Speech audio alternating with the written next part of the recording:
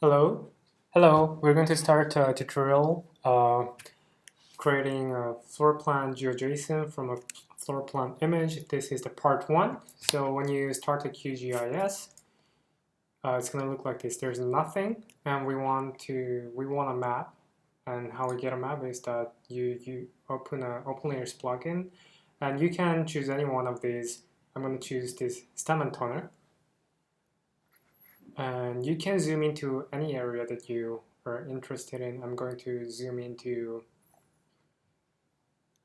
Helsinki, where my university campus is. Okay.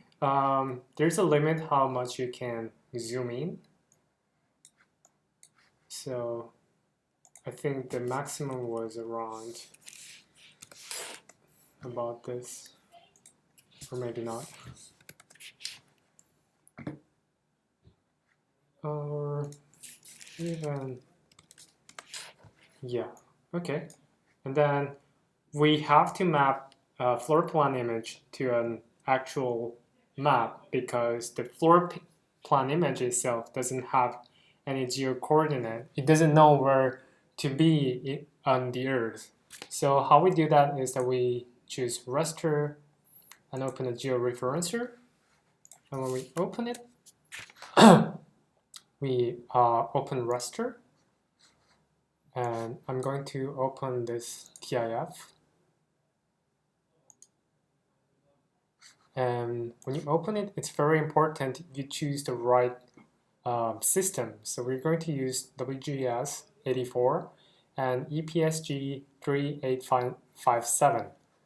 Always remember to keep this system correct because you don't want to redo your work. And how we reference is it that we are going to map the image to the Earth. And we need to set points, and you can put as many points as you want to, but usually 4 should be enough. So I'm gonna point here, and then a window is gonna come out, something like this. And we are going to get it from the map canvas. And how we do it is that we are gonna click on the map, but it looks pretty small and it's quite tedious to click at the right position. Fortunately, on a Mac, you can press Control button and then scroll up, and then it will zoom in. It's not gonna look pretty, but still it's pretty good. I'm gonna click here, and then you zoom out, and then press OK. Continue, and if you press space and move your mouse cursor, it will allow you to, go to different positions. It's very similar to Photoshop if you know how to use Photoshop. Okay.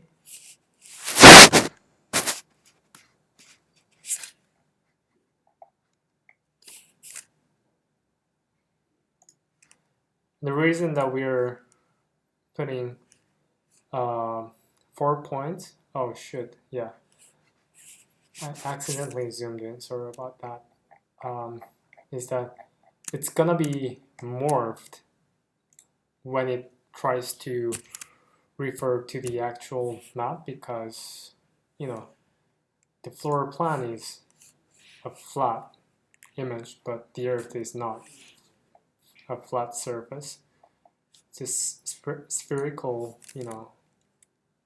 object. So if you put too much, the morphism might end up really weird. I mean morphing, sorry about that. Yeah, and when you're done doing that, you're going to click this, transformation settings. And again, the most important thing is the system. And we are going to use the same system. And then you decide how you're going to name it. And I'm going to name dig 1 because this is the floor 1, first floor. And then let's look at more about the settings. We don't want any compression. That looks good, and I want to load it in QGIS when done, and I'm gonna click it, and then we are going to start georeferencing. It's gonna take some time. Yeah, drink a cup of coffee or take some cookies. Sorry, I cannot pause and continue because I'm just using QuickTime. It doesn't allow me to pause.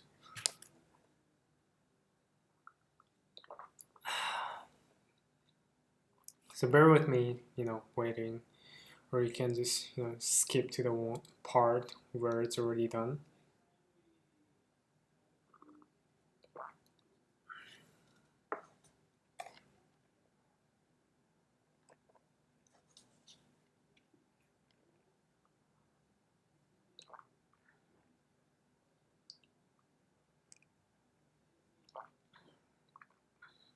Wow, this takes quite much time. I don't remember that it took so much time. It might due to the size of the floor plan image, the one that I used before. I converted using Ghost script, so the output was really small. It was something like 200 kilobytes. Now it's 1.3 megabytes, about 6 times larger.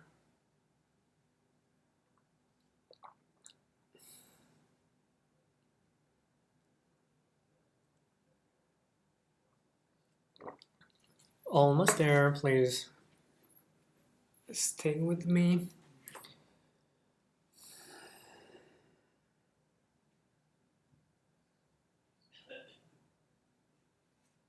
Yeah, so it's done. See, you can see it here, and voila, it's right there. Yeah. If you want to see the underlying outline, then you can set the transparencies. Let's do maybe 70 would be good. Yeah, or maybe that was too much. Okay, here we go. Yeah, so if we zoom in, it's pretty much in the right place.